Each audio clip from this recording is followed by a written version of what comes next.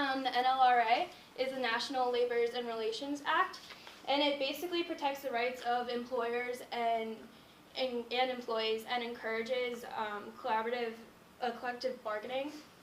And it governs relations between unions and private sectors, employers and private sectors. The ADA is the Americans with Disabilities Act, and it prohibits discrimination when it comes to people with disabilities, and the point of it is to provide an equal opportunity for those people with disabilities so they have as fair of a chance as everyone else. And the employers must provide reasonable accommodations. Affirmative action is policies and practices to ensure, like I said before, that all of these people have an equal opportunity to be recruited.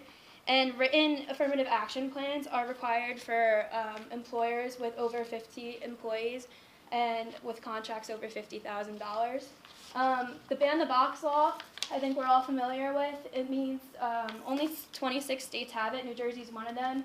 And it bans the box that asks if you have a criminal record and focuses, the point of it is to focus more on people's qualifications.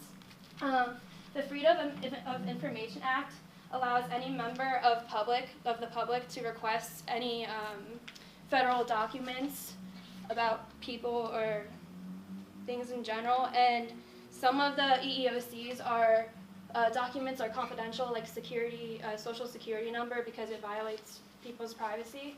The ADEA is Age Discrimination in Employment Act, and basically you can't discriminate people that are 40 and older, and it promotes employment based on ability rather than a person's age. BFOQ is bona fide occupational qualifications, and basically employers use these qualities to consider when making a decision on hiring. And it's limited defense to discriminatory practices, so like race is never a BFOQ, but when it comes to actors in movies and even sometimes servers at restaurants, it could be accepted to like choose a certain gender. And even in public safety situations, like all male prisons, most of the time have just male prison guards. And even when it comes to aircraft pilots, they have to retire at a certain age due to losing eyesight and everything, and for people's safety. And also, weight and appearance. Weight ordinarily is not a protected class. In New Jersey, actually, there's a chance that obesity may be considered a disability as long as a medical doctor says in a documentation that it is a disability. And now I'm going to talk about legal issues when it comes to different aspects of recruitment. So in job postings, for example, you have to make sure that the wording is framed correctly and gives no preference to any race, sexual orientation, and even political beliefs. Another legal issue has to do with pre-employment assessments, and a lot of companies like to give them to people they just hired, and it's a big area of lawsuits. And the test publisher who gives out these assessments has to prove validation that there's no discriminatory language or invasion of privacy. And same thing with interviewing. It's all about the framing of the question, and you can't be discriminatory once again. And you have to explain the job requirements that provide equal opportunity for every applicant. And you have to be careful when you talk about references too. If you know they have a disability, it's important that you don't ask about it and you don't call a former employer to ask them about it. And in the final offer, you have to say, make the pay strictly based on skills and responsibilities. And I just want to talk about a case, McDonnell Douglas versus Green, and it's basically set the framework for employment discrimination cases.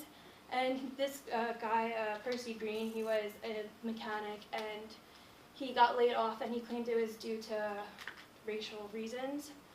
And you have to also be careful on how you use social media to recruit. As long as you're using it properly, it's great, but you also have to remember that not everyone has social media, so you have to use a variety of ways to recruit people. And And I'm personally right now I'm looking for internships, and I think it's very interesting to see the different ways people recruit, like how Ken said, LinkedIn, and all the other websites. It's very interesting to see that the different ways people recruit. And up next is Jill. She's going to talk about internal and external recruitment. Hey guys, I'm Jill. I'm going to talk to you about internal versus external recruitment. Internal recruitment is when you look at the employees that you already have within the company and see if they would be a good fit for the position that you're trying to fill. External recruitment is when you're looking outside of the organization to find new people, new skills. So there are different internal recruitment methods. You can do an internal job advertisement, which is basically like posting that you have a job opening in the break room on a bulletin board. You can promote employees that you already have, and you can also move temporary employees to permanent positions. Internal recruitment advantages, they're less time consuming than external recruitment. It allows for more employee retention. It's a lot cheaper, and the employees are going to assimilate faster because they're already used to the organizational rules and regulations. Internal recruitment disadvantages. Discrimination may exist within the company, and a dissatisfied employee may quit if they do not receive this job within the company, and you're going to miss out on qualified applicants who are outside of your organization. You can conduct a skills inventory, which is an assessment on the attributes, abilities, and expertise of the employees that you already have working within your company. Typically, the skills inventory is done in the form of a questionnaire. So there are steps to a successful internal recruitment policy. So you're going to have your internal recruitment policy, you're going to do a job posting, you're going to do employee screening, you're going to conduct interviews, and then you're going to give feedback to the employees that applied for the jobs. So our internal recruitment policy discusses the limitations that managers have. So a manager can't steal an employee from a different part of the organization because they want them for themselves. And it also discusses what the applicants can expect from the internal recruitment policy, since it's very different from external. There's also going to discuss if there are any time restraints on the position. For example, if you're going to apply for this position, how long do you have to wait to be able to apply for another position that might become available? And it just gives tips and tricks to the employees on how they can advance in the workforce. You're going to do a job posting, which is the best way to reach all employees in the company. You have to make sure that you've included your job description, who is eligible for the position, and all the application dates and times. Then you're going to do an employee screening process. So this is where you're just looking at all the employees that have applied. You have access to their files so you can see if they maybe committed misdemeanors, if they showed up late to work. And you can also use coworkers and managers as references so you have easy access to these things. Then you're going to conduct interviews for all of the applicants. It's basically the same process as if it was an external recruitment. However, typically organizations will use outside sources to interview the employees so that there are no biases. Then the organization is going to give feedback to all employees that applied. If the person gets the position, they're going to give them feedback why they got the job. What did they do good? Maybe what can they do better next time? If somebody did not get the position, they're going to tell them, this is why. This is what you need to work on. External recruitment sources include social media, especially nowadays because everybody's on Facebook, everybody's on Instagram. You could do a website posting. Campus recruitment is huge, and also recruitment agencies. External recruitment advantages. It gives the business new opportunities, and it allows them to find candidates who have special skills that they may not already have with the people who are already working. And it's also a great way to increase business strategy. External disadvantages include time consuming. We've talked about in class how long it takes to even be able to start interviewing people, let alone choosing which applicant you're going to hire. It's very expensive to use external recruitment, and there is a higher turnover rate within the organization because you're not fostering perceived organizational support. There are many tactics of external recruitment. You can use organizations, you can use social media, and a new one that's really big is sign-on bonuses. Organizations include colleges and government and community-based programs where, say if you have a Lions Hall in your community, a company might go there and have a big job fair and try to recruit people within the community that may not have heard about these jobs. Media includes internet and email, radio advertisements, television, newspapers, and posters.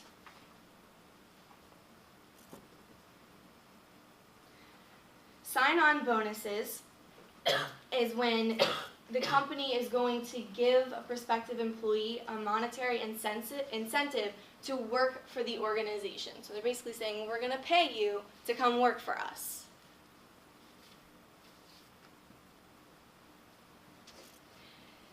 So I have an internship this summer where I will be learning how the recruitment process really works. I'll have hands-on experience. And next up, we're going to have Stephanie, who's going to discuss recruiting jobs.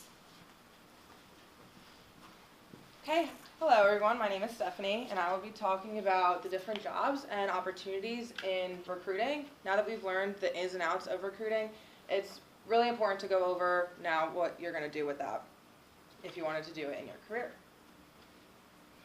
So the first thing that I want to talk about is employer branding.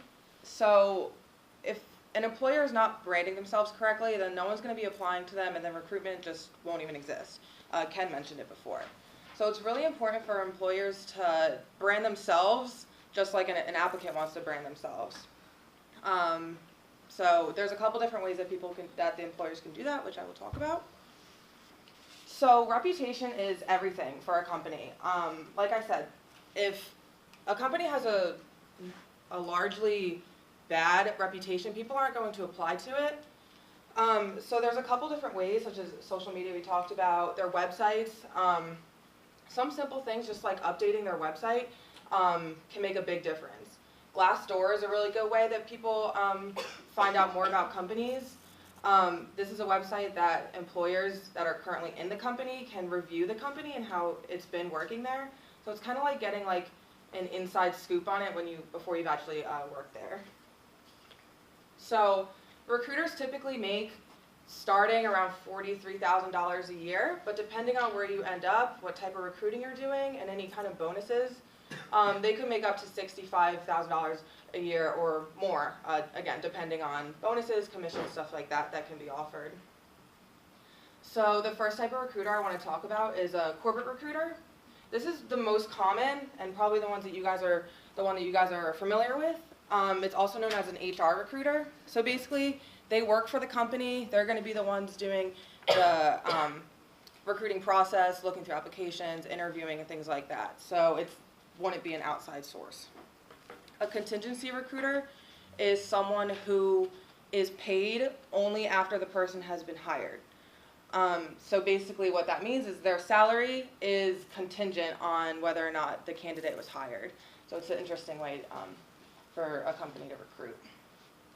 The next one is a retained recruiter. So that means this recruiter charges an upfront fee, which is typically a very high fee for their services. It's a little bit more rigorous than a normal recruiter. They're highly skilled, and they're going to do the entire process for the most part, and then bring back the best candidates to the employer, and they say, you can choose from these, and then they do choose. So an outplacement recruiter is a recruiter who helps people who have left their job for many reasons, if they were fired, laid off, or if they quit. So these people help them in the job market that they might have been out of for a while.